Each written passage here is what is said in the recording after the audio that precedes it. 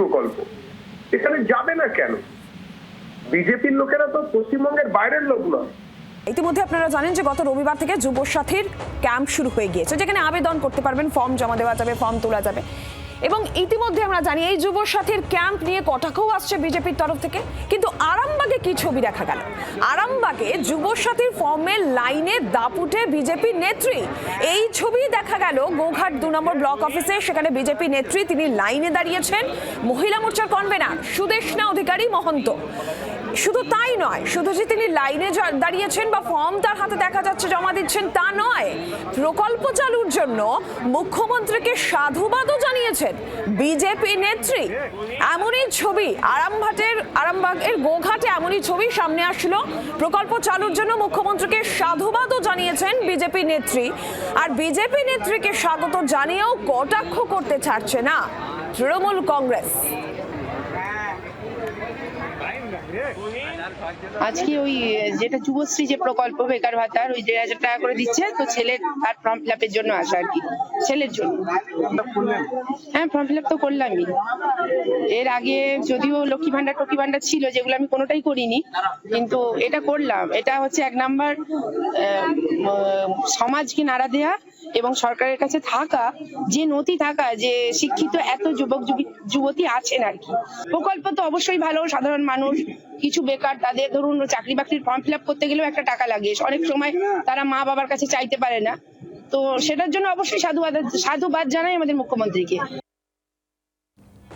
আপনারা শুনছিলেন এই বিজেপি নেত্রী গোঘাট 2 নম্বর ব্লক অফিসে। সেখানে তিনি যুবসাথীর লাইনে দাঁড়িয়েছেন মহিলা মোর্চা কনভেনার সুদেষ্ণা অধিকারী মহন্ত।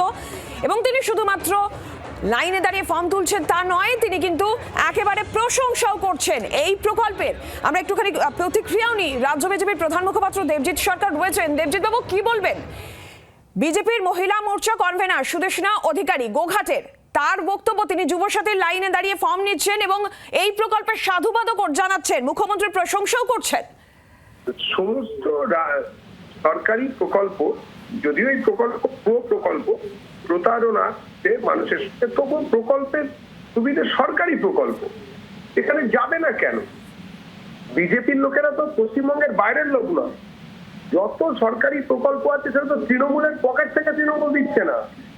এমন তো নয় যে খালপাড়ের ধারে কোনো বাড়ি থেকে টাকা আসছে, তা তো নয়।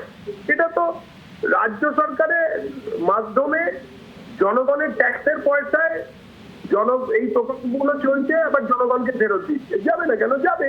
আপনারা তো কটাক্ষ করছেন, এই প্রকল্পে কটাক্ষ করতেও তো আপনারা ছাড়ছেন না। না, কটাক্ষ তো করবোই। এই মুহূর্তে 14 লাখের ওপর নাকি জমা পড়েছে ফর্ম। অন্যদিকে 4 লাখ 4.5 লাখের বেশি আপনাদের বাজেটই নেই তৃণমূলের। তাহলে 14 লাখের ফর্ম নিচ্ছেন কেন? যখন 4 লাখের বেশি বাজেট নেই, 4.5 লাখের বেশি, তাহলে নিতে হচ্ছে না। 50 টাকা তো দিনে দিচ্ছেন, পার ডে 50 রুপি। তাই 50 টাকা দেওয়ার নাম করে ছেলে মেয়েগুলোকে লাইনে দাঁড় করিয়ে এই ফাগুনি রোদে ঘাম ঝরিয়ে এক গাদা ডকুমেন্টের জেরক্স নিচ্ছেন, কায়দা করে আবার ছবি নিচ্ছেন, এতে তো খরচা হচ্ছে। ভাত কাপড়ের কেউ নয় কিল মারার গোসাই। কোন রকম ভাবে 50 টাকা দেবেন দিনে? কোন তৃণমূলের নেতার ছেলের 50 টাকায় চলে বা মেয়ের 50 টাকায় দিন চলে? আমাকে একটু এনে দেখান। এই মিথ্যাচারণে আমরা প্রতিবাদ করছি, কটাক্ষ করছি, সবকিছুই বলবো, কিন্তু এটা তো মিথ্যা, এটা তো প্রতারণা মানুষের সঙ্গে। আপনার বাজেট আছে 4.5 জনের, আপনি 14 লক্ষ লোকের নিচ্ছেন। এটা কি চলছে? বলুক কোন মন্ত্রী তৃণমূলের শ্বেতপত্র প্রকাশ করে যে কি হতে পারে। ধন্যবাদ আপনাকে। বাংলার আওয়াজ, বাঙালির আবেগ, জি 24 ঘন্টা।